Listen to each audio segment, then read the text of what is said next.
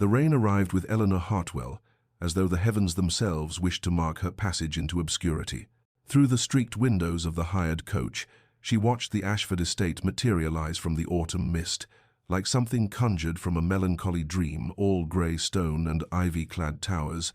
its chimneys disappearing into low-hanging clouds that seemed to press down upon the Derbyshire countryside with the weight of centuries. She was 26 years old, educated beyond her station and impoverished below her breeding, and she had come to this place with nothing but a battered trunk, a worn travelling cloak that had once been her mother's, and the quiet resignation of one who has learned that hope is a luxury she can no longer afford. The wheels churned through muddy ruts, each turn bringing her closer to a life she understood with painful clarity. She would be invisible here, a shadow moving through gilded rooms, her thoughts unspoken, her presence noted only when absent. 5 years, perhaps more, stretching before her like an endless corridor of identical days, reading aloud to women who would never truly see her, managing correspondence for ladies who would forget her name the moment she departed, existing in that peculiar purgatory reserved for gentlewomen without fortune, too refined for servitude yet too poor for society. The carriage lurched to a halt before the great entrance, and Eleanor gathered her threadbare shawl more tightly around her shoulders, not against the cold but against the future. She had been Miss Hartwell once, daughter of a respected scholar, raised among books and music and the assumption of a decent match, but her father's death had revealed debts instead of inheritance, and her distant cousins had offered pity but no home. She thought, as the footman opened the carriage door and rain misted against her face, that this was not tragedy, but simply the quiet diminishment of circumstance, the way a candle flame grows smaller, not through sudden gust, but through the patient burning of hours. She stepped down onto the wet gravel, her half-boots thin enough that she felt every stone, and looked up at the house that would be her world. Somewhere within those walls, the Dowager Countess Ashford waited a woman Eleanor had never met, but whose reputation preceded her like winter before the snow, all coldness and exacting standards. Eleanor smoothed her skirts, lifted her chin with the dignity her mother had insisted upon, even in poverty's final days, and walked toward the entrance. She would be what she must be, competent, courteous, invisible. She would endure with grace, maintain her education in private hours, and ask nothing of the world but the small mercy of employment. The door opened before her, and Eleanor Hartwell stepped across the threshold into the autumn of her obscurity, carrying within her all the unspoken dreams she had taught herself to forget. The Dowager Countess Ashford received Eleanor in the morning room, a chamber so perfectly appointed that even the firelight seemed arranged for maximum effect, and the woman herself, tall, angular, dressed in unrelieved black, despite 3 years of widowhood, surveyed her new companion, with the detached assessment one might give a piece of furniture being considered for purchase. "You come with adequate references," the Countess said, her voice carrying the particular crispness of one accustomed to immediate obedience, "and I am told you read French and Italian in addition to English. You will attend me each morning at 9 to manage my correspondence. You will read aloud in the afternoons. I cannot abide novels, only history and sermons, and you will accompany me on calls when I require a sensible presence. You will take your meals in your room, you will not engage the other servants in idle conversation, and you will remember that discretion is the highest virtue in your position." Eleanor stood with her hands folded, her spine straight, and murmured her understanding, feeling the familiar constriction of her new reality settling around her like a too tight bodice. She had known it would be thus, had prepared herself for exactly this species of benevolent tyranny, yet something in her still flinched at the casual dismissal in the Countess's tone, the assumption that Eleanor's education was merely a tool for another's convenience. Her room, when the housekeeper finally led her to it, was tucked beneath the eaves on the 3rd floor, a space so small that her trunk occupied nearly half the available area, with a narrow bed, a washstand, a single chair, and a window that looked out over the stable yard rather than the magnificent gardens she had glimpsed from the carriage. She unpacked her few possessions with careful precision. 3 dresses in various states of respectability, her mother's Bible with its cracked leather binding, the volume of Wordsworth her father had given her on her 16th birthday, the miniature portrait of her parents that was her only inheritance of value beyond memory. She arranged them on the small shelf as though creating an altar to the life she had lost, these fragments of a vanished world in which she had been somebody's daughter, somebody's hope, somebody who mattered. That first night, lying in the unfamiliar bed with rain drumming against the roof tiles just above her head, Eleanor made herself a promise.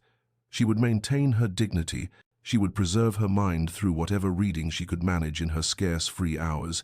and she would never, never allow herself to become bitter. She had seen what bitterness did to women in her position, how it twisted them into either obsequious servility or sharp-edged resentment, and she would not succumb to either. She would endure, she would be useful, she would make herself indispensable through competence and discretion, and if she sometimes felt the weight of all her unspoken thoughts pressing against her throat like unshed tears, well, that was simply the price one paid for survival in a world that measured worth in pounds rather than poetry, in connections rather than character, in what one possessed rather than who one was. Months passed, and then years, and Eleanor found herself moving through houses like a ghost passing through walls, leaving no mark of her presence, carrying only the same battered trunk and the growing weariness that settled into her bones, like winter cold that never quite departed. The Dowager Countess dismissed her after 18 months, not for any fault, but simply because the woman had decided to remove to her daughter's household in Scotland and required no companion there, and Eleanor found herself in London, in the employ of Lady Pemberton, a cheerful widow of 40 whose townhouse near Berkeley Square glittered with gilt and gossip. Lady Pemberton was kind in her careless way, always smiling, always fluttering about like an overfed songbird, surrounding herself with other shallow creatures who discussed nothing more substantial than the latest fashions and the scandals of the season. Eleanor managed the household accounts that her employer could not be bothered with, organized the endless stream of callers, and sat silent in drawing rooms full of laughter that seemed to come from another world entirely, feeling herself become more invisible with each passing day. She left after a year when Lady Pemberton married again, a pompous colonel with a bristling moustache who made it clear he saw no need for his new wife to maintain a paid companion, and Eleanor travelled to Bath, to the anxious Mrs. Whitmore, a hypochondriac of uncertain age who required someone to read medical texts aloud,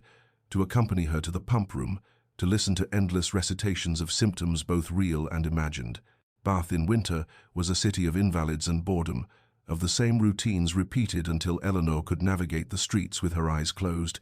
could predict every conversation before it began, could feel her own mind growing smaller from disuse, despite the books she read in secret hours. Mrs. Whitmore's niece arrived from India after 14 months, and Eleanor was once again surplus to requirements, dispensable as yesterday's newspaper. She was 29 now, and she could feel something essential eroding within her, not hope, for she had released that long ago, but rather the vitality that had once made her believe her thoughts and feelings mattered to anyone, even herself. The pattern had become clear. She would always be temporary, always peripheral, always alone, moving from house to house like a piece of serviceable furniture, useful but unremarkable, and noticed only in absence. She took her meals in solitude. She spoke only when addressed. She perfected the art of seeming present while being essentially absent, and if sometimes she caught her reflection in a window and barely recognized the woman, staring back pale, quiet, fading like old ink on paper, well, that was simply the cost of survival in a world that had no place for educated women without fortune or family or future. The Thornbury residence in Mayfair was different from the moment Eleanor crossed its threshold, quieter, softer, filled with the kind of faded elegance that spoke of old money and older griefs, and Lady Thornbury herself, at 78, proved to be a woman of surprising gentleness, her lined face still beautiful, her voice warm despite the tremor of age, and she greeted Eleanor not as a servant but as a companion in the truest sense, saying, "My dear, I hope you will be happy here, for I find I am too old for formality and too lonely for silence." The house was filled with books, with music, with light that poured through tall windows onto Persian carpets worn soft by generations of feet, and Eleanor felt something in her chest loosen slightly, though she reminded herself not to hope, not to expect anything beyond the temporary respite of a kinder employer. She had been there perhaps 3 weeks when the Duke of Greystone arrived unannounced one autumn afternoon, and Eleanor, seated in the corner of the drawing-room with her needlework, while Lady Thornbury dozed, looked up at the sound of his voice in the hallway, and felt her breath catch at the sight of him. Tall, dark-haired, perhaps 34, dressed in black with only the smallest concession to mourning jewelry, his face austere and remote as a winter landscape, beautiful in the way that broken things sometimes are, when they have been carefully pieced back together, but never quite whole again. Lady Thornbury woke and embraced him with evident affection, calling him "my dear Grayson," and he bent to kiss her cheek with a tenderness that seemed at odds with the severity of his expression, and Eleanor looked away, returning to her needlework, making herself invisible as she had learned to do, expecting no introduction, no acknowledgement of her presence. But later, when Lady Thornbury had gone to rest, and Eleanor sat alone in the library attempting to make sense of Dante's Inferno in the original Italian, a book she had found on the shelves and borrowed without permission, a small rebellion she allowed herself. She heard the door open and looked up, to find the Duke standing there, his dark eyes resting on the volume in her hands with unmistakable recognition. "You read, Dante," he said, and it was not quite a question, his voice low and slightly rough as though from disuse, and Eleanor felt heat rise to her cheeks as she stood, clutching the book, and prepared to apologize for the presumption of touching his aunt's belongings, but he continued before she could speak. "In Italian, it appears. The Longfellow translation is adequate, but nothing compares to the original music of the verse." She stared at him, uncertain how to respond, aware that this was the longest conversation she had held with a gentleman of rank in 5 years, aware too of something in his gaze that was neither condescension nor idle curiosity, but rather a kind of hunger, as though he had been starving for someone who understood what he was saying, and she found herself answering honestly, without calculation. "I find the music inseparable from the meaning translation always loses something essential, like trying to explain the color of sky to someone who has never seen it." And for just a moment, something shifted in his austere face, a crack in the ice, and he almost smiled before nodding once, and leaving her alone with her book and the strange, unsettling sensation that she had been truly seen for the first time in longer than she could remember. The Duke began appearing at his aunt's residence with a frequency that seemed, to Eleanor's carefully observant eye, unusual for a man of his standing and responsibilities, he who surely had estates to manage, parliamentary duties to attend, a vast world of privilege and power that should have kept him far from a Mayfair drawing-room where an elderly woman took her tea and a paid companion sat silent in corners. At first, Eleanor told herself it meant nothing, that his increased presence was merely the natural concern of a nephew for an aging relative, but she could not help noticing the way his dark eyes would find her across a room, not with the lascivious interest she had learned to recognize and deflect during her years of service, but with something else entirely, a curiosity, perhaps, or a question he had not yet learned how to ask. He would arrive for afternoon tea and somehow contrive to sit where he might observe her without obviousness, and once, when Lady Thornbury asked Eleanor's opinion on a proposed charity for educating poor girls, Eleanor offered her thoughts with careful moderation, arguing that education was not charity but investment, that knowledge could not be unlearned, and therefore represented the only true path from poverty to independence, and she felt the weight of the Duke's attention like physical touch, saw the slight inclination of his head that might have been agreement or merely acknowledgement. Another day he found her in the morning-room writing letters for Lady Thornbury, and paused to ask what she was reading for. There was always a book nearby, and her constant companions, through years of loneliness, and when she showed him the volume of Wordsworth's poetry, he quoted several lines from memory, then asked if she preferred the romantics to the moderns, and they spoke for perhaps 10 minutes about poetry and the consolations of beauty in a world that often seemed devoid of it. And Eleanor felt something dangerous unfold in her chest, a warmth she had not permitted herself in so long she had forgotten its name. He began staying for tea when previously he would have departed after a brief visit, and he would ask her opinion on matters both trivial and substantive, whether she thought the new gas lighting made reading easier or merely different, what she made of the railway expansion and its effects on the countryside, if she had thoughts on the Irish famine and the government's inadequate response, and always he listened as though her answers mattered, as though she were not merely a paid companion, but a person whose mind and judgment held value. Eleanor remained guarded, her responses polite but measured, for she had learned, through bitter experience that kindness from the privileged classes was often casual, thoughtless, extended without awareness of how it might be received by those who had so little of it, and she would not mistake courtesy for genuine interest, would not allow herself to imagine that a duke might see anything in her beyond a temporary diversion, an educated woman whose conversation provided brief respite from boredom. She assumed nothing, expected less, and yet found herself listening for his footsteps in the hall, found her heart beating faster when he entered a room, found herself taking more care with her appearance on the days she knew he might visit, and hated herself for this weakness, even as she could not entirely suppress it. This small rebellion of hope against the iron discipline of self-protection she had cultivated, like armor against a world that had never been kind. Winter arrived with silent authority, transforming London into a study of greys and whites, frost etching delicate patterns on window panes, and the library at the Thornbury residence became a sanctuary against the cold, a room of deep burgundy curtains and leather-bound volumes, where firelight cast dancing shadows across oak shelves that reached toward high ceilings, and it was here that Eleanor and the Duke began to find each other with a frequency that seemed beyond coincidence, yet never quite crossed into deliberate arrangement. She would retreat there in the late afternoons when Lady Thornbury rested, seeking solace in books as she always had, and he would appear as though the library had summoned him too, and they would sit in separate chairs at first, reading in companionable silence, until one evening he asked what she thought of Milton's justification of God's ways to man, and she answered that she found Paradise Lost more compelling as a study of pride and longing than as theology, that Satan's rebellion interested her more than Adam's fall,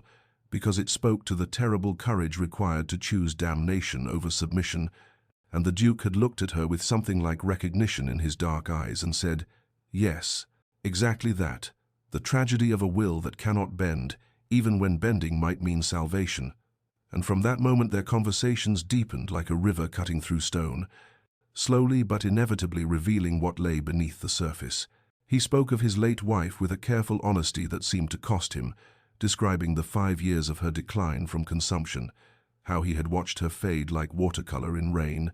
how he had held her hand through endless nights and felt helpless against the inexorable progress of disease, how her death when it finally came was both agony and terrible relief, and the guilt of that relief had haunted him through 3 years of frozen isolation, in which he had performed his duties as Duke with mechanical precision, while feeling nothing at all, until something in his voice broke slightly, and Eleanor reached across the space between their chairs to touch his hand, just once, briefly, a gesture of shared understanding that said times, "I know what it means to lose everything and continue breathing anyway, asterisk." She told him pieces of her own story in return, carefully edited but true enough: her father's death when she was 19, the discovery that his scholarly reputation had been built on borrowed money and false optimism, the auction of their house and books and every material memory of her childhood, her mother's retreat into invalidism and eventual death 2 years later, leaving Eleanor alone with nothing but her education and the realization that a gentlewoman's learning was worthless without fortune to support it, that she existed in a peculiar purgatory of being too refined for service, yet too poor for society, invisible to those above her station and suspect to those below. They spoke of philosophy, and found they both believed that meaning must be created rather than discovered, that the universe was indifferent but human connection could carve beauty from that indifference, and they argued about poetry, whether Keats or Shelley better understood the relationship between beauty and truth, whether art should console or challenge, whether suffering ennobled or merely destroyed, and Eleanor felt herself coming alive in ways she had forgotten were possible, felt her mind expand and sharpen against his, felt the dangerous warmth of being truly heard. The winter deepened, and their library meetings became the axis around which her days turned, and she knew this was foolish, knew she was allowing herself to care when caring could only lead to loss, but in those firelit hours she chose to set aside caution and simply exist as herself, whole and unhidden, even though she understood with perfect clarity that such moments were borrowed time, that eventually the world beyond the library doors would reassert itself, and she would return to her proper place in the shadows, alone. The whispers began like frost creeping across glass, subtle at first but spreading with inexorable certainty through the corridors and servants' halls of the Thornbury residence, and Eleanor became aware of them, the way one becomes aware of a change in temperature, a slight chill where warmth had been. Mrs. Hendricks, Lady Thornbury's lady's maid of 30 years, began offering Eleanor tight-lipped smiles that held no warmth, her eyes sharp with judgment and something that might have been satisfaction at seeing someone brought low. And one afternoon when Eleanor passed the morning room she heard Mrs. Hendricks speaking to the housekeeper in tones meant to carry, "It's unseemly is what it is, His Grace spending so much time here, and always asking after times her asterisk, as though a paid companion should be of any interest to a duke. But then some women know how to make themselves interesting, if you take my meaning." Eleanor felt the words like a slap, the familiar shame that came with being misunderstood, misjudged, reduced to the oldest and cruelest of assumptions about women without protection or position, and she walked on with her spine straight and her face composed, because she had learned long ago that showing pain only encouraged cruelty. That dignity was the only armor available to those who had nothing else. The other servants began to treat her differently too. The footman, who had always been polite, now avoided her eyes. The cook, who had sometimes sent up extra tea, now sent only what was strictly necessary, and Eleanor found herself once again inhabiting that peculiar no-man's land she had occupied in every house where she had served. Too educated and refined to be comfortable below stairs, where at least there was companionship among equals, too poor and employed to be accepted above stairs, where she might have found society among those who shared her learning. She existed in the shadows between worlds, belonging nowhere, welcome nowhere, and the Duke's continued attention, which she had begun to treasure, despite her better judgment, now felt like a curse that illuminated her rather than a kindness, making her visible in ways that brought only scrutiny and censure. The Duke himself seemed utterly oblivious to the scandal his visits were creating, or perhaps, Eleanor thought bitterly, he simply did not care because men of his rank could afford not to care, could dispense kindness or attention as they pleased, without suffering consequences that would destroy a woman in her position. He could walk away unscathed, while she would be marked forever as someone who had presumed above her station, who had encouraged inappropriate interest, who had failed to maintain proper boundaries. She began avoiding the library during hours when he might appear, taking her tea in her room rather than the drawing-room,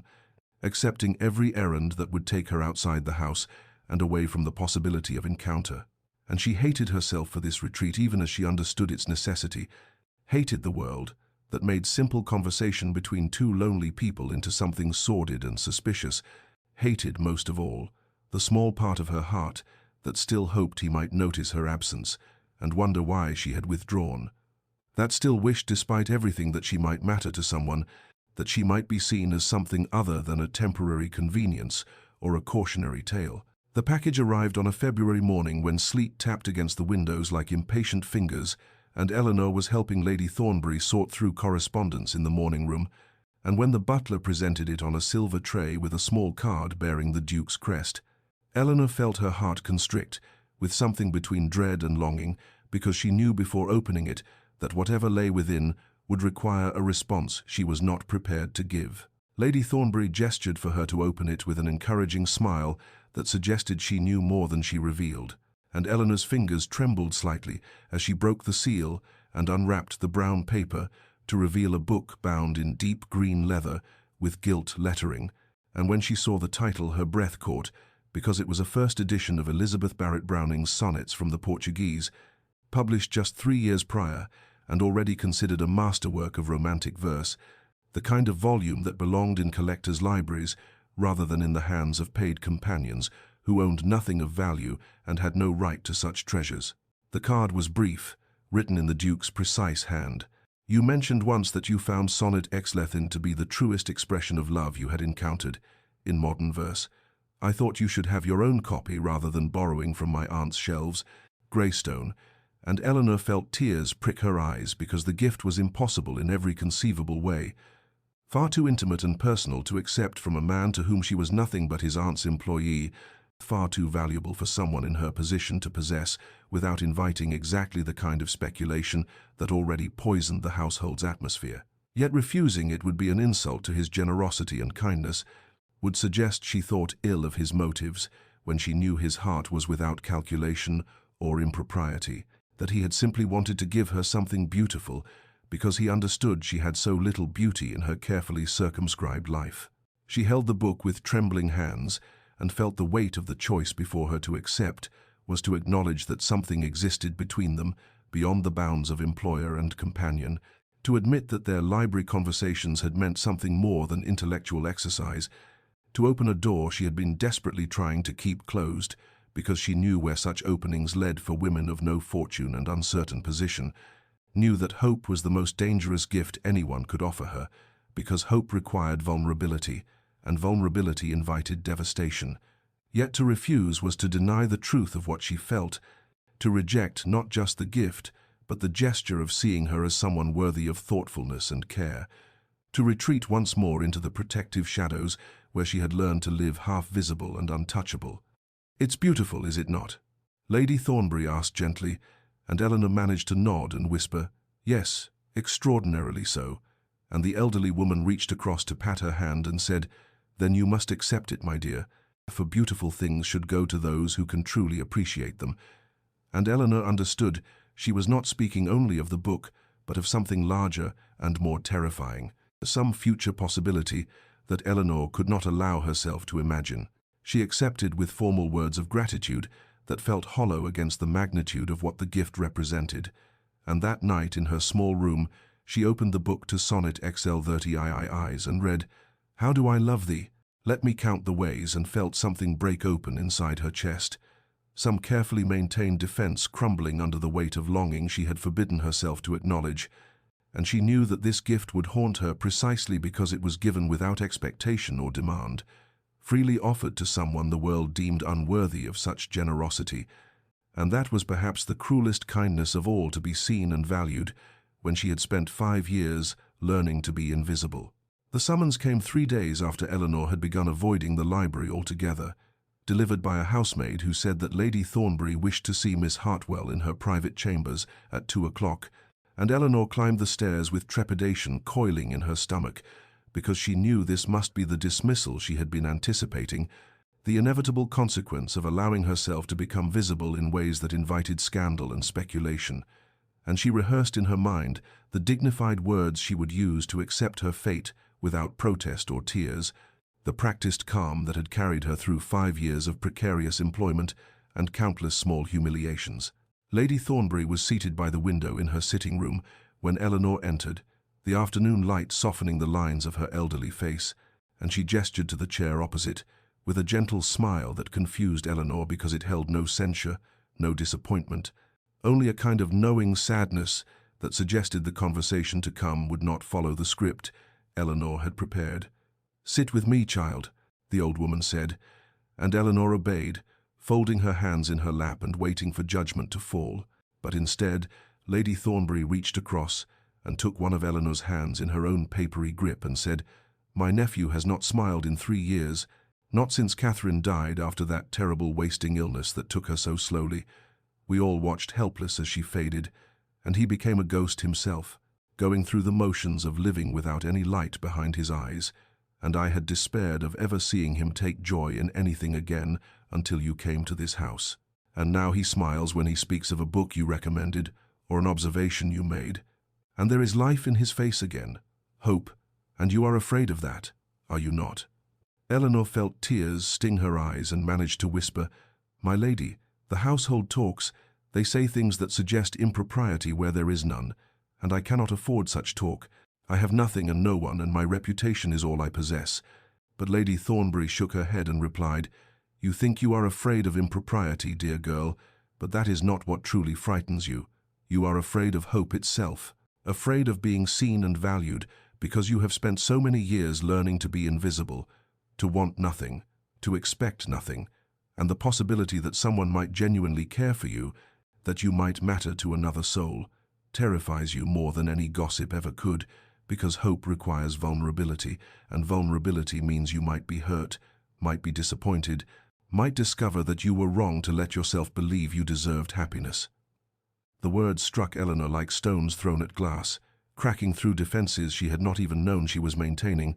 and she found herself weeping quietly, while Lady Thornbury held her hand and stroked it with infinite gentleness, and the elderly woman continued, "I do not know what will come of this connection between you and my nephew, whether it will lead where your heart might wish, or whether circumstances will prove too difficult to overcome. But I do know that retreating into shadows, because you are afraid to stand in the light, is a kind of death, a slow extinction of the self. And you deserve more than that, Eleanor. You deserve to be seen and known and valued for the remarkable woman you are, not despite your circumstances, but as a whole person worthy of consideration and care." Eleanor could not speak, could only sit with tears streaming down her face while something fundamental shifted inside her chest, some locked door beginning to open despite her fear, and when she finally found her voice, she asked, "What should I do?" And Lady Thornbury smiled and said, "Whatever your heart tells you when you stop being afraid to listen to it." Eleanor gave her notice on a grey March morning, when fog pressed against the windows, like searching fingers, and the world beyond seemed insubstantial as dreams, and she delivered the words to Lady Thornbury with steady voice and downcast eyes, explaining that she had secured a position with the Duchess of Somerset in London, a prestigious household where her services would be well compensated and her duties clearly defined. And though these were true facts, they were also careful lies, because the real truth was that she was fleeing, running from the terrible possibility that Lady Thornbury's words had awakened in her heart, from the hope that had begun growing despite all her efforts to uproot it, from the unbearable tension of existing in the same house as the Duke of Greystone, knowing that every conversation pulled her deeper into longing she could not afford and dared not acknowledge. Lady Thornbury accepted the resignation with sad resignation in her eyes, as though she understood exactly what Eleanor was doing and why. But she said only, "I shall miss you, my dear, and I wish you every happiness in your new position." And Eleanor felt the weight of that gentle disappointment, like stones in her pockets, dragging her down even as she told herself she was making the sensible choice, the safe choice, the only choice available to a woman of no fortune who had learned through bitter experience that reaching for things beyond her station led only to humiliation and loss. The Duke was absent when she made her announcement, away at his country estate on business, and Eleanor told herself this was a mercy because she would not have to see his face or hear whatever careful, courteous words he might offer in response to her departure, would not have to witness whether he felt relief or indifference or something more complicated that she did not dare name. And she spent the following days packing her few possessions with mechanical efficiency, while the household whispered around her and the lady's maid made pointed comments about companions who grew too bold in their presumptions, paid the price. He returned 3 days before her scheduled departure, and Eleanor knew the moment his carriage arrived because she heard the commotion in the entrance hall and felt her heart begin racing with anticipation and dread. But he did not seek her out that day or the next, and she moved through the house like a ghost, half hoping and half fearing that he would demand an explanation, would ask why she was leaving, would give her some reason to reconsider this flight into safety and solitude. On her final evening, Lady Thornbury held a small dinner and the Duke attended, and across the table Eleanor felt his gaze upon her several times. But when she dared to meet his eyes, his expression was unreadable, neither hurt nor relieved, neither pleading nor dismissive, just carefully controlled and distant, as though he had already accepted her departure as inevitable. And after dinner, when she came to bid Lady Thornbury good night, the Duke was standing by the library door, and he said simply, "I wish you well in your new position, Miss Hartwell." And she replied, "Thank you, Your Grace," and that was all. No grand speeches or dramatic revelations, just formal courtesies exchanged between two people who had once talked of poetry and loss and loneliness in the quiet hours of winter evenings, and Eleanor told herself as she climbed the stairs to her room for the last time that this was exactly what she had wanted, this clean and unremarkable ending that would allow her to return to the invisible life she had known before hope had made her vulnerable, though the tears that came unbidden in the darkness suggested her heart understood what her mind refused to admit, that she was not fleeing towards safety, but away from the most dangerous and precious thing she had ever been offered, the possibility of being truly seen and genuinely valued by another soul. Months passed in the Duchess of Somerset's London townhouse, like water flowing over stones, each day wearing away another small piece of Eleanor, until she sometimes looked in the mirror and barely recognized the hollow-eyed woman staring back. And though the rooms were gilt and magnificent, draped in silks and filled with hothouse flowers even in winter, there was a suffocating quality to the luxury that made Eleanor feel as though she were slowly drowning in velvet and propriety and endless, meaningless demands. The Duchess was a woman of 60 with the temperament of a spoiled child, given to sudden rages over trivialities, a letter delivered 5 minutes late, a ribbon the wrong shade of blue, Eleanor's failure to anticipate some unspoken preference, and then equally sudden episodes of cloying affection, where she would shower Eleanor with cast-off jewelry and expired invitations to events Eleanor could never attend. Gifts that felt more like mockery than kindness, reminders of the chasm between their positions that no amount of shared time could bridge. Eleanor performed her duties with mechanical precision, reading aloud from novels she did not absorb, writing letters in the Duchess's overwrought style, organizing social calendars for gatherings she would never join, and all the while she felt herself becoming precisely what she had feared most during those first desperate months of companionship 5 years ago. Invisible, interchangeable, a function rather than a person, valued only for her utility and easily replaced should she fail to provide adequate service or sufficient entertainment. At night in her room, which was larger and finer than any she had occupied before, decorated in pale green silk with a view of the garden, Eleanor would sit by the window and think of Lady Thornbury's library, of winter afternoons, when the Duke would settle into the chair across from hers and they would discuss Wordsworth or Keats or the nature of grief, conversations that ranged freely through philosophy and literature and personal revelation. And she would remember the way he listened, as though her words truly mattered, as though her thoughts had value beyond their ability to distract or amuse. And the remembering was both comfort and torment, because she had chosen to leave that possibility behind. She had brought with her the volume of Browning he had given her, that dangerous gift she should have returned but could not bear to relinquish, and sometimes she would open it and read, "How do I love thee? Let me count the ways," and feel tears burning in her throat, because she had been offered something precious and had run from it out of fear disguised as practicality, out of pride disguised as self-preservation, and now she existed in this golden cage of her own choosing, safe from hope, and therefore safe from disappointment, but also safe from joy, from connection, from the terrifying vulnerability of being truly seen. The Duchess noticed nothing of Eleanor's internal desolation, concerned only with whether her companion was available to read to her during headaches or accompany her on tedious social calls, and Eleanor moved through her days like a ghost haunting the edges of someone else's life, going through motions that no longer held meaning, and she understood with growing clarity that she had not escaped danger by leaving Lady Thornbury's house, but had instead traded one kind of death for another, choosing slow extinction over the risk of living fully, and the knowledge sat in her chest like a stone she could neither swallow nor expel. The letter arrived on a Tuesday morning in late April, when London was draped in unseasonable fog, and Eleanor was reading aloud from a tedious novel about virtuous governesses that the Duchess had selected specifically because it flattered her own sense of benevolence, and when the footman brought the silver salver with the single envelope, Eleanor's heart contracted painfully because she recognized Lady Thornbury's spidery handwriting, even before she saw the black bordered edge that signaled mourning or illness, and the Duchess waved her hand impatiently, saying, "Well, open it if you must, though I cannot imagine who would be writing to you," the dismissive tone making clear that Eleanor's personal correspondence was an irritating interruption to the morning's entertainment. Eleanor's hands trembled as she broke the seal and unfolded the paper, and the words swam before her eyes. Lady Thornbury gravely ill, asking for Eleanor specifically, hoping she might come if her circumstances permitted, and the letter, written by the housekeeper,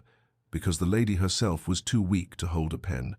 and Eleanor felt the world tilt sideways, because this woman, who had shown her unexpected kindness, who had tried to teach her that she deserved more than invisible servitude, was dying and wanted her presence, and the wanting mattered more than Eleanor could articulate even to herself. She looked up to find the Duchess watching her with sharp curiosity, and said carefully,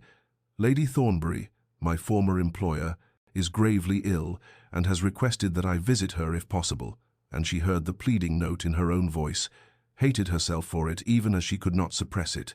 and the Duchess's expression shifted from curiosity to cold calculation, as she said, "Out of the question. I'm afraid Lady Pemberton is calling this afternoon, and I require you to help me receive her, and then we have correspondence to manage. And really, Eleanor, I cannot spare you for social calls to previous employers, no matter how ill they may claim to be." The refusal landed like a physical blow, and Eleanor sat very still as something crystallized inside her, some core of herself that had been slowly reforming during these hollow months of golden captivity. And she heard herself say with a clarity that surprised them both, "Then I must tender my resignation, Your Grace, effective immediately." And the Duchess's face flushed with outrage as she sputtered about contracts and obligations and the impossibility of finding a replacement on no notice. But Eleanor was already standing, already moving toward the door, already choosing for the first time in 5 years to honor what she wanted rather than what was expected or safe or sensible.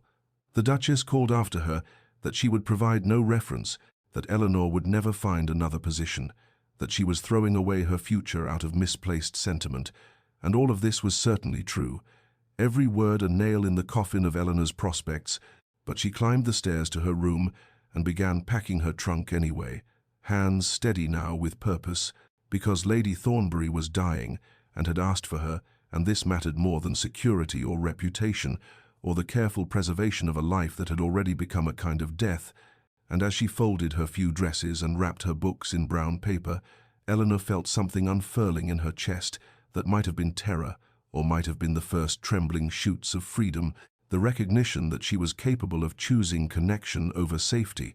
of risking everything for something that could not be measured in wages or references or social standing. And by afternoon she was in a hired carriage, traveling north toward Lady Thornbury's house, toward the unknown consequences of this reckless act of love and loyalty, toward the possibility that she might arrive too late, or that her presence might mean nothing, or that this decision would leave her utterly destitute, but also toward the certainty that she could not live with herself if she chose comfort over compassion, duty over devotion, and for the first time since she had fled the Duke's quiet regard and Lady Thornbury's gentle wisdom, Eleanor felt fully, terrifyingly, magnificently alive. Eleanor arrived at Lady Thornbury's house as twilight was settling over the gardens like a benediction, the sky streaked with violet and gold, and the butler who answered the door recognized her immediately, his professional composure cracking just enough to reveal relief as he said,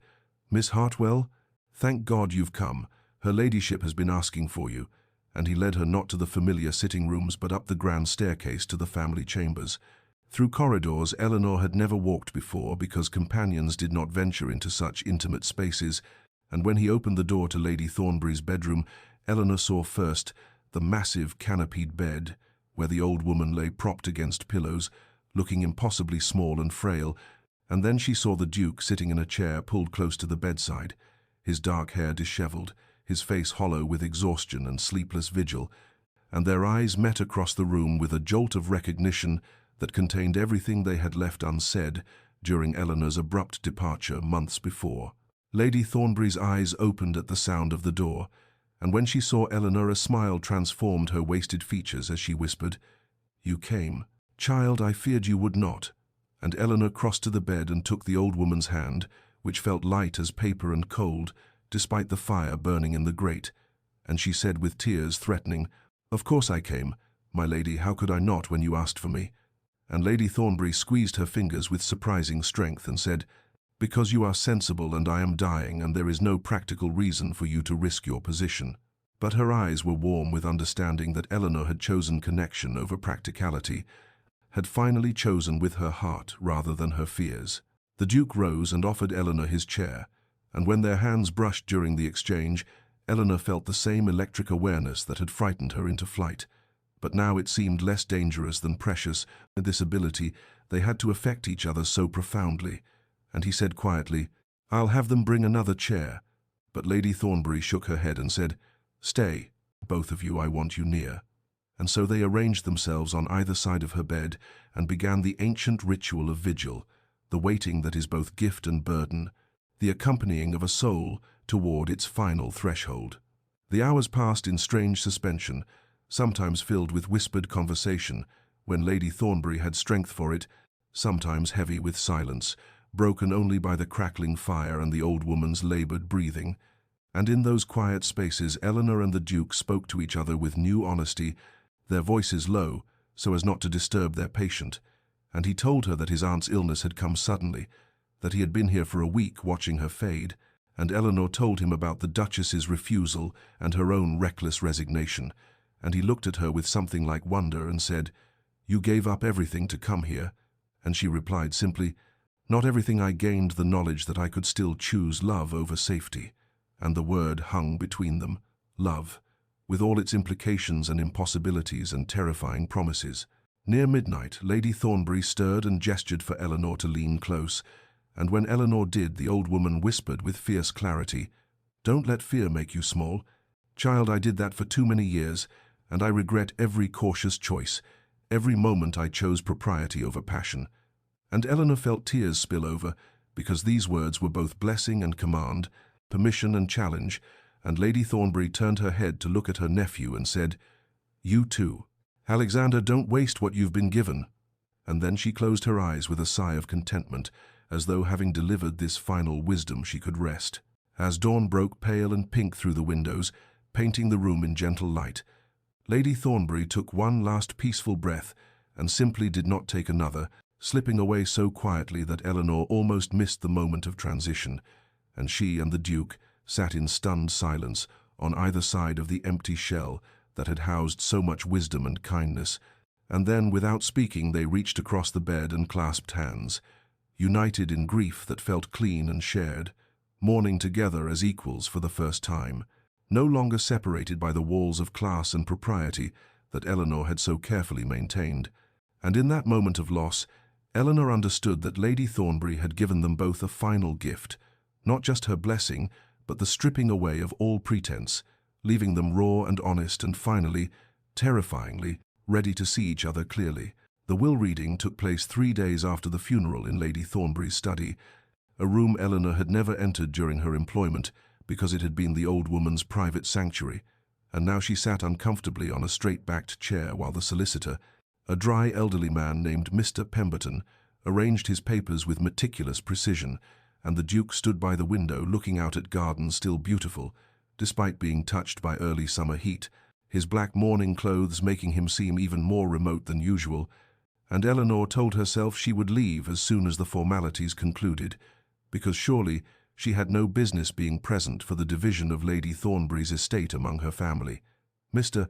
Pemberton cleared his throat and began reading in his papery voice, and Eleanor barely listened as he detailed bequests to servants and donations to charitable causes and the expected inheritance of the house and its contents to the Duke. But then the solicitor's tone changed slightly as he said, "And to Miss Eleanor Hartwell, whose companionship brought me great joy in my final years, I leave the sum of £3,000 to be invested in the funds so as to provide her with an annual income of approximately £120, that she might have the independence to choose her own path rather than being forced into servitude by circumstance." And Eleanor's breath stopped entirely because £120 a year was a modest but genuine independence, enough to rent a small cottage and live simply without employment,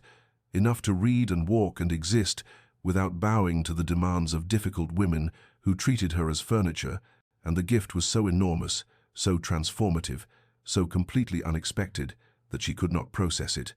could only sit frozen while Mr. Pemberton continued with minor bequests to distant cousins. When the reading concluded, the solicitor handed Eleanor a sealed letter addressed in Lady Thornbury's distinctive handwriting, and she took it with trembling hands, barely aware of Mr. Pemberton gathering his papers and departing with murmured condolences, barely aware of anything until the Duke's voice broke through her shock, saying gently, "She planned this carefully. She wanted you to have choices."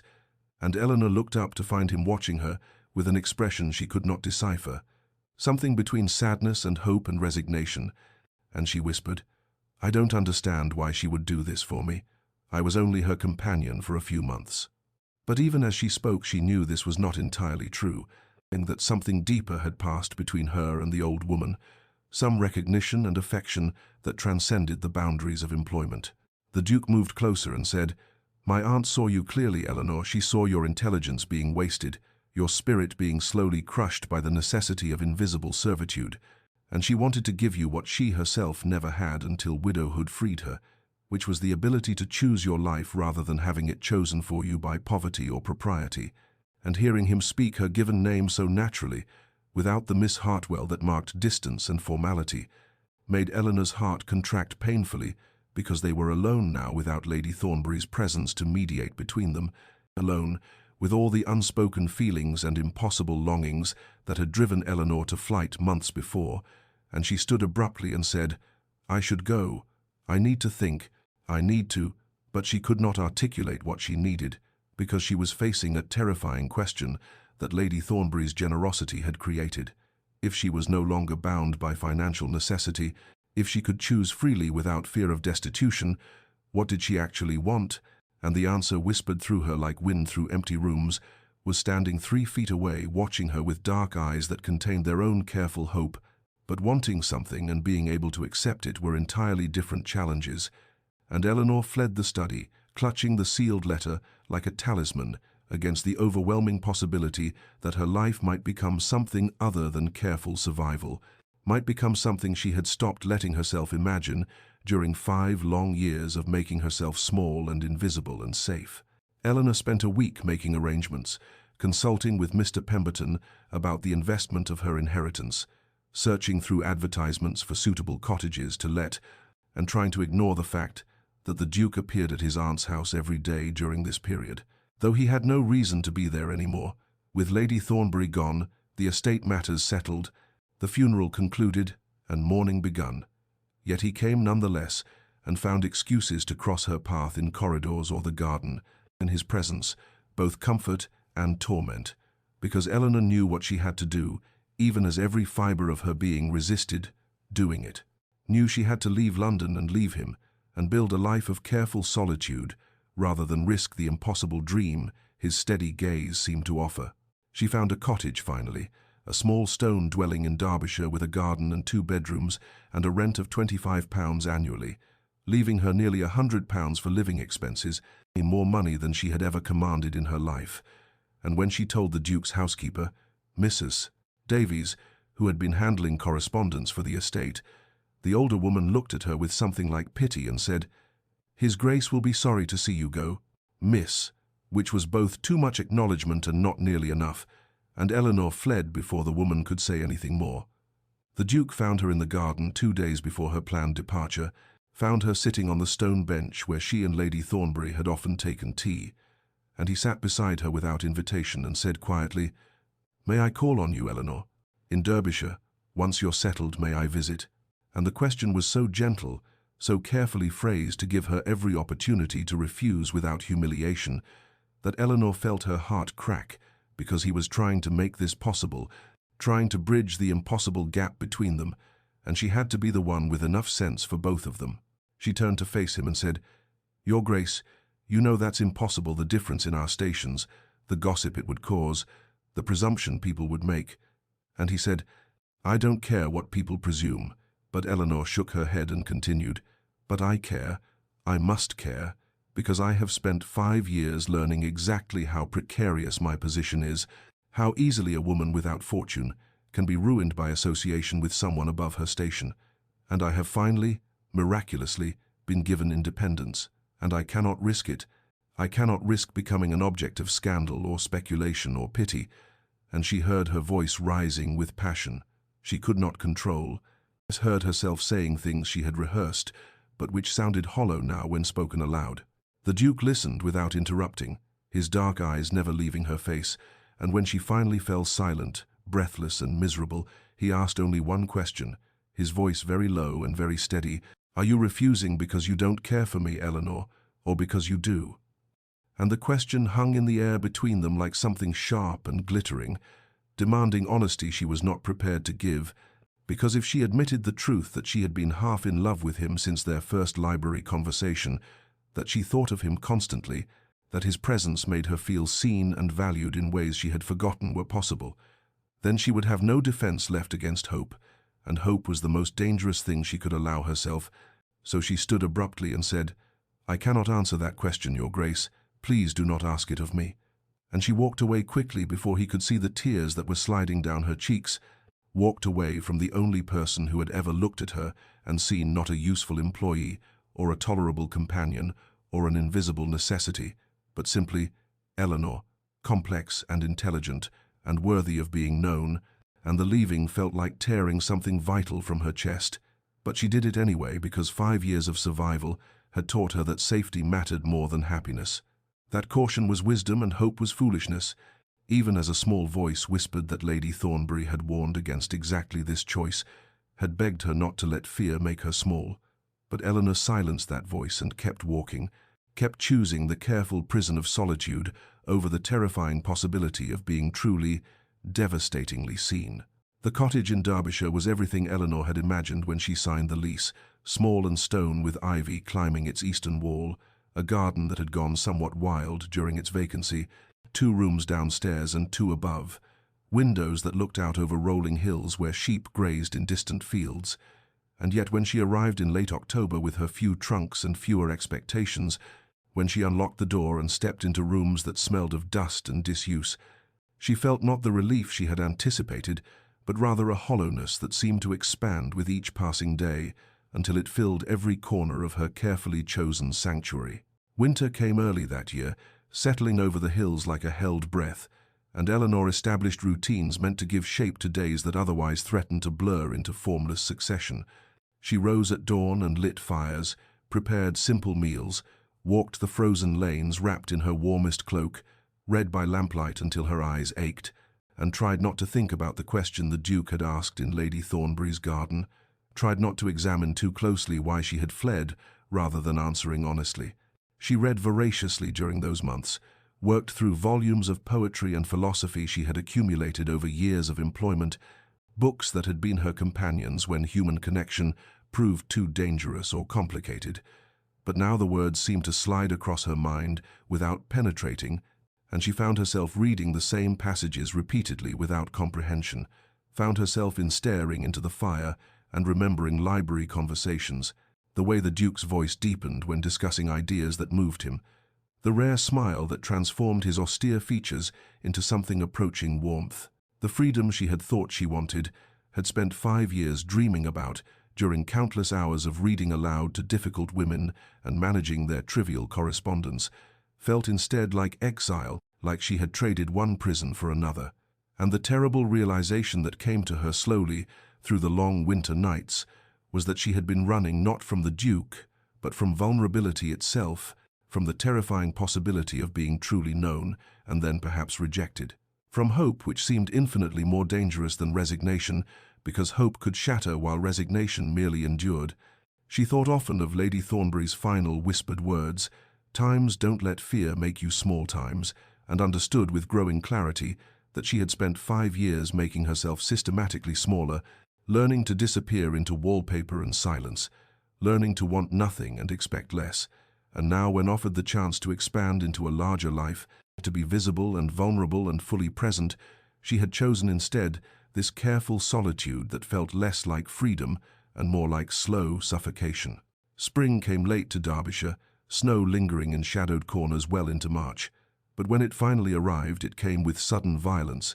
crocuses pushing through frozen ground and birds returning with raucous celebration, and Eleanor stood in her wild garden one morning, watching new life force its way into existence, and realized with perfect, painful clarity that she had made a catastrophic mistake, that fear was not sufficient reason to refuse happiness, that 5 years of companionship had taught her how to survive, but not how to live, and if she wanted to become something more than a ghost haunting her own carefully constructed prison, she would need to find courage she was not certain she possessed, would need to risk rejection and humiliation and heartbreak, would need to travel to Greystone and speak the truth she had been too frightened to acknowledge when the Duke asked his impossible question, which was that she cared for him desperately. They had cared since their first conversation about Dante, and that caring terrified her more than anything she had ever faced because it meant becoming visible again, meant stepping out of protective shadows into light that might reveal her as insufficient or unworthy. But the alternative was this half-life of careful solitude, and Eleanor discovered she could no longer bear it. Eleanor took the mail coach north in early April, her small valise containing only necessities and the first edition of Browning the Duke had given her months ago. A talisman of courage she carried like a promise to herself that she would not flee this time, would not choose safety over truth, and the journey to Greystone took 2 days through countryside transformed by spring, orchards foaming white with blossoms and fields greening after winter's surrender, and Eleanor watched the landscape change through coach windows and felt her heart hammering against her ribs with a terror that was somehow exhilarating, because she was choosing this, was stepping deliberately toward vulnerability rather than away from it, though she had no assurance of welcome or reciprocation, and every possibility of humiliation, because 5 months had passed since she had walked away from the Duke's question without answering, 5 months during which he might have decided she was not worth the complexity she brought to his orderly life, might have concluded that her refusal was answer enough. She hired a cart in the village near Greystone to carry her to the estate, arrived unannounced because announcement would have given her too much time to reconsider, to turn back, to choose the familiar prison of fear over the terrifying freedom of hope, and when the house came into view, a great stone edifice of grey stone and mullioned windows set among ancient oaks, Eleanor felt simultaneously that she was making either the bravest or most foolish decision of her life, and she could not determine which until she faced the Duke and spoke the words she had rehearsed through sleepless nights in her Derbyshire cottage. The butler who answered her knock looked startled to see her, but admitted her with professional courtesy when she asked if His Grace was at home, and he led her not to a receiving room, but through the house to the gardens, because, he explained, the Duke spent most afternoons there since the weather had turned fine,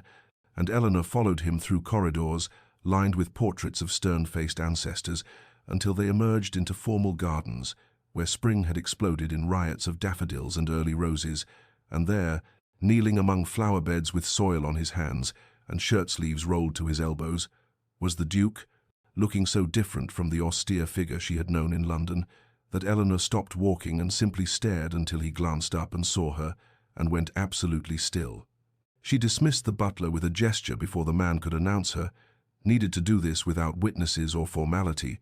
and she walked forward across perfect lawn until she stood at the garden's edge, looking down at the Duke, who had risen to his feet but made no move to approach her, his dark eyes searching her face with an intensity that made her feel transparent, and Eleanor drew a breath that seemed to fill her entire body, and said without preamble, "I was afraid I have been afraid for so long that I forgot what it feels like to want something more than safety, to risk heartbreak for the possibility of happiness, and you asked me a question in Lady Thornbury's garden that I could not answer, because answering honestly would have destroyed every defense I had built during 5 years of making myself invisible. But I can answer now. I must answer now because winter in Derbyshire taught me that survival is not the same as living, and fear is not sufficient reason to refuse joy. So I will tell you the truth, which is that I care for you desperately. I have cared since our first conversation about Dante, though I would not admit it even to myself, and I know the gap between our positions makes this impossible by every measure society recognizes. I know I bring you nothing but complication and potential scandal, but I had to come here and tell you that I was wrong to walk away, wrong to choose pride over honesty, wrong to let fear make me small, when you had offered me the extraordinary gift of being truly seen, and if you have moved past whatever you felt in those library conversations, if 5 months of my cowardice has convinced you I am not worth the trouble I would undoubtedly bring to your life, then I will accept that and leave and never trouble you again. But I needed you to know that I refused, not because I didn't care, but because I cared too much, and that has made all the difference." The Duke stood motionless among his roses for what seemed an eternity after Eleanor's words fell into silence between them, his eyes never leaving her face, and she watched emotions move across his austere features like clouds across a March sky, surprise, followed by something that might have been pain, followed by something else she could not quite name, but that made her breath catch in her throat, and when he finally spoke, his voice was rough, as though he had not used it properly in months, which perhaps he had not. "I thought your refusal meant indifference," he said, and Eleanor heard in those words the echo of her own winter isolation. "I thought when you walked away that I had misread everything, that the conversations we shared meant nothing beyond pleasant discourse to pass time, that I had projected my own desperate loneliness onto neutral kindness and made a fool of myself by hoping for more,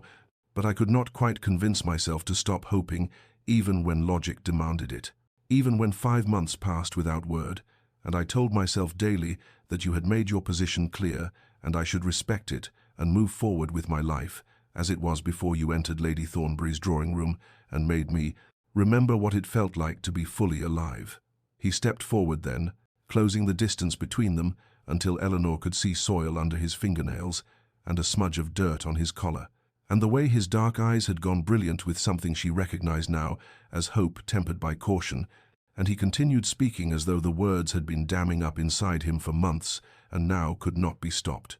"You brought light back into a world that had gone grey after Catherine's death," he said, and Eleanor noticed he spoke his late wife's name without the careful distance he had maintained in their early conversations, as though Eleanor's honesty had given him permission for his own, "not because you tried to replace what I had lost, but because you were so entirely yourself, brilliant and careful and kind and afraid. Yes, I saw your fear even when you thought yourself invisible, saw how you had learned to make yourself small to survive in a world that had no proper place for women like you. Women too educated for servitude, but too poor for society. And I wanted to give you space to be large again, to take up room and speak your mind and exist without apology. Wanted it so desperately that I forgot to guard my own heart against the possibility that you might not want the same thing, might not see in me anything beyond an employer's nephew who paid you more attention than was strictly proper." He paused then, seemed to gather himself, and Eleanor saw his hands tremble slightly before he clasped them behind his back, as though to prevent himself from reaching for her before he had permission. "I do not ask for an answer now," he said quietly. "I do not ask for anything except the chance to court you properly, openly, to let our relationship begin again without the constraints of your employment or my aunt's household or the weight of expectations we both carried, to discover together whether what we found in those library conversations can grow into something lasting and real. And if you will grant me that chance, if you will allow me to call on you and write to you and build something honest between us, then I will wait as long as necessary for you to feel certain. Will wait years if that is what you require, because, Eleanor, you are worth waiting for. You have always been worth far more than the world has given you, and if you will let me, I would spend my life trying to show you that truth." Eleanor felt tears sliding down her face, though she had not realized she was crying, felt something tight and cold in her chest, loosen and warm and expand until she could breathe properly, for what felt like the first time in 5 years, and she smiled at this man who stood before her, covered in garden soil, and offering her not a proposal but an invitation to partnership, to being fully seen and valued, and she said simply, "Yes, yes, I will grant you that chance, will grant us both that chance, because I am tired of being afraid and ready to discover what we might become together." Months later, when summer had deepened into golden abundance across Greystone's vast parklands, Eleanor found herself transformed in ways both visible and invisible, though the transformation had come gradually through accumulated moments rather than sudden revelation, through morning walks in the Duke's gardens, where he taught her the names of roses his late wife had planted, and she taught him to see the mathematical patterns in flower arrangements, through afternoon letters that arrived at her Derbyshire cottage with such regularity that the postmaster began to smile knowingly when he handed them to her, through evening visits, when the Duke would drive the 20 miles from Greystone to sit in her modest parlour and discuss philosophy and poetry and the ordinary details of their separate days, as though such sharing were the most natural thing in the world. Society noticed, of course, because society always noticed when a duke paid attention to anyone, and the gossip that had simmered during Eleanor's employment at Lady Thornbury's now boiled over into drawing rooms across 3 counties, ladies whispering behind fans about the impoverished companion who had somehow ensnared the Duke of Greystone, gentlemen making crude speculations about the nature of their relationship, dowagers declaring it all highly irregular and predicting scandal. But the Duke's rank provided a shield that Eleanor's previous positions had never offered, and he made clear through both action and word that anyone who spoke ill of Miss Hartwell would find themselves unwelcome at Greystone, and by extension, unwelcome in much of polite society, which proved remarkably effective at silencing the more vicious tongues. Eleanor learned during those months to navigate the Duke's world without losing herself within it, to attend dinners at Greystone where she was introduced not as a companion or employee, but simply as Miss Hartwell, a friend of the family, to converse with county ladies who looked down their noses at her modest dress, until the Duke made clear his regard for her opinions, to accept the reality that she would always be scrutinized more carefully than someone born to privilege, but that such scrutiny need not determine her worth or her happiness. The Duke, in turn, learned to see beyond the rigid hierarchies that had structured his entire life, to recognize that character mattered more than quarterings on a coat of arms, that Eleanor's intelligence and kindness and hard-won strength made her more suitable as a partner than any appropriately bred lady who had never known struggle or developed resilience through necessity, and he began to understand that what he had mistaken for proper social order was often merely comfortable prejudice that prevented genuine connection. The proposal came in October, nearly a year after their courtship had begun, on an afternoon when they walked together through Greystone's beechwood and the leaves overhead burned gold and crimson against an impossibly blue sky. And the Duke stopped beside an ancient tree and took Eleanor's hand and said without preamble that he did not want to spend another winter without her, and did not want to return each evening to a house that felt empty, despite its many rooms, did not want to wake each morning without the knowledge that she would be there to share the day's small joys and inevitable sorrows, and he asked not whether she would marry him, but whether she would be his partner in building a life that honored both of them, that made space for her love of learning and his need for purpose, that created something new rather than forcing her to fit into something old. Eleanor said yes, with tears streaming down her face and laughter breaking through her voice, said yes to partnership and possibility and the terrifying, beautiful prospect of being fully known and fully loved, said yes to a future she had not dared to imagine during those 5 years of making herself invisible in other women's houses. And the Duke kissed her there among the golden leaves with a tenderness that felt like coming home to a place she had never known existed. 3 years after Eleanor Hartwell became the Duchess of Greystone, on an April afternoon, when sunlight streamed through the tall windows of the estate's library and illuminated dust motes that drifted like golden snow through air, scented with leather bindings and beeswax and the sweet violet perfume. Eleanor had finally allowed herself to wear without guilt. She sat in the window seat with her daughter Anne perched on one side and her son Thomas on the other, reading aloud from a collection of fairy tales, while both children listened with the peculiar intensity of the very young encountering magic for the first time, and she thought with quiet wonder how impossible this scene would have seemed. To the woman who had arrived at the Ashford estate 6 years ago, with nothing but a worn travelling cloak and carefully guarded dignity, and the bone-deep certainty that she would live and die invisible in other women's houses. The Duke entered the library as she finished the tale of the princess who learned to speak honestly instead of prettily, and both children immediately abandoned their mother to rush toward their father, with demands that he settle some dispute about whether dragons preferred gold or jewels. And Eleanor watched her husband kneel on the Persian carpet to engage in serious negotiation with a 5-year-old and a 3-year-old, as though their concerns mattered as much as any parliamentary debate, watched the way his severe face softened into laughter when Thomas insisted dragons actually preferred cake, watched the tender patience with which he listened to Anne's elaborate theory about dragon dietary preferences, and she felt her heart expand with a love that had deepened rather than diminished, with time and familiarity, and the ordinary struggles of building a life together. When the children finally released him and went to play with wooden blocks in the corner, the Duke crossed to Eleanor and drew her to her feet and into his arms in a gesture that had become so natural over 3 years of marriage that she no longer felt the instinct to pull away or make herself smaller or wonder if she deserved such tenderness, and he said quietly into her hair the words he had spoken on their wedding day and repeated countless times since, with no diminishment of sincerity, "You are my greatest treasure, Eleanor, not despite where you came from, but because of who you became through it, because you learned strength and compassion and courage in circumstances that might have made you bitter or small, and I am grateful every day that you found the bravery to risk hoping again, and to come to my gardens that spring morning and tell me you were ready to stop running from the possibility of happiness." Eleanor lifted her face to kiss him gently, tasting in that kiss all the ordinary extraordinary days they had shared and would share, the arguments and reconciliations and quiet evenings and shared laughter and the slow, patient work of building partnership.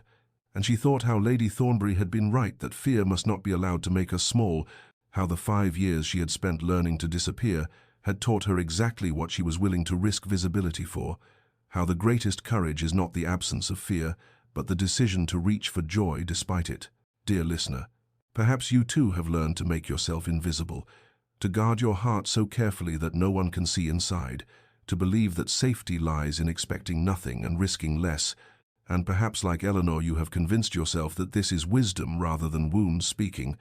But I would gently suggest that there is a difference between protecting yourself and imprisoning yourself, between caution and the refusal to hope, and that sometimes the bravest thing we can do is allow ourselves to be fully seen by someone who has earned the privilege of seeing us, to speak our truth even when our voices shake, to reach for happiness even when we cannot guarantee the outcome, and to trust that we are worth the very love and partnership and joy that we have spent years telling ourselves we do not deserve or cannot have or should not want. Your worth is not determined by the positions you have held, or the houses you have served, or the ways the world has tried to make you small. You carry within you the same capacity for transformation that Eleanor discovered, the same potential for a life built on honesty rather than fear, on connection rather than isolation, on the courage to hope even after hope has disappointed you, and if you will grant yourself permission to want more than mere survival, to believe that you deserve to be valued for exactly who you are, to risk the vulnerability of being fully known and fully present in your own life, then perhaps you too will discover that the greatest treasures are not the things we grasp, but the moments we allow ourselves to receive. May you find the courage to stop making yourself invisible. May you discover partnership that honors your whole self. May you learn that fear is not enough reason to refuse joy, and may you rest tonight knowing that your story, like Eleanor's, is still being written, and the best chapters may yet lie ahead. This story comes to you from Whispered Chronicles, where we believe every heart deserves to hope again. Please like and subscribe to hear more tales of transformation and the courage to be seen.